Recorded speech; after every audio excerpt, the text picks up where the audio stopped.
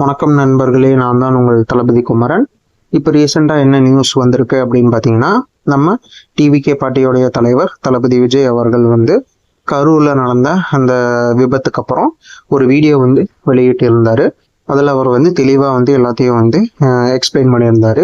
இந்த மாதிரி நாங்கள் இதை எதிர்பார்க்கல, அது மட்டும் இல்லாமல் கரூரில் மட்டும் ஏன் இது நடக்குது அப்படின்னு நிறைய கொஸ்டின்ஸ் கேட்டிருந்தாரு.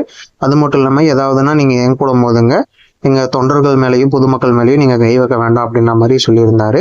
இப்போ அதுக்கப்புறம் என்னன்னா மாவட்ட அளவில் நம்ம பார்ட்டி ஒர்க்கர்ஸ்க்கு ஒரு அறிவுரை கொடுத்துருக்கிறதாக செய்திகள் பார்க்க முடியுது.